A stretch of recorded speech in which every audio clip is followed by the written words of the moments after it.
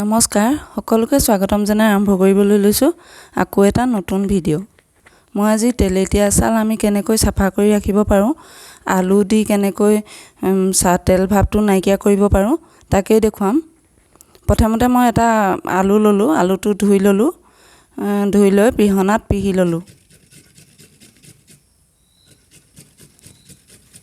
এনেদৰে পিহি ল'ব হৈ গ'ল আলু পিহা এতিয়া প্লেট এখনত লৈ ললোঁ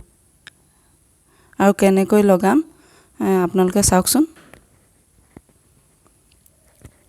তেলেতীয়া ছালৰ কাৰণে আলুটো বহুত ভাল আমি তেলেতীয়া ছালখন বহুত পৰিষ্কাৰকৈ ৰাখিব লাগে সদায় বেছিকৈ তেল হোৱাৰ কাৰণে আমাৰ তেলেতীয়া ছালখন বেছি লেতেৰা হৈ থাকে সেইকাৰণে তেলেতীয়া ছালত খুব সোনকালে ব্লেক হেডছ হালমন এইবোৰে দেখা দিয়ে আৰু যিকোনো বস্তু হানোতে আমি খুব সাৱধান হ'ব লাগে আৰু কেতিয়াও লেতেৰা হৈ থাকিবলৈ দিব নালাগে ক'ৰবাত ওলাই গ'লে মিলিলেও আমি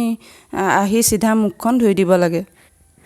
আৰু যিটো ময়শ্চাৰাইজাৰ তেলেতীয়া ছালত লগায় সেইটো অইল ফ্ৰী হ'ব লাগে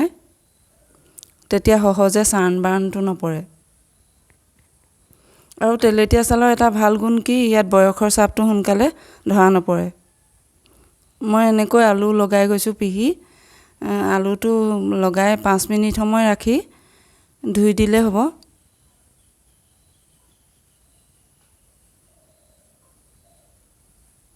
এনেকৈ লগাই আপোনালোকে 5 মিনিট সময় ৰাখি দিব মোৰ 5 মিনিট হৈ গ'ল এতিয়া ধুই দিলোঁ কিমান চাফা লাগিছে চাওকচোন যদি ভিডিঅ'টো ভাল পায় ছাবস্ক্ৰাইব কৰি দিব আৰু বেলটো বজাবলৈ নাপাহৰিব ধন্যবাদ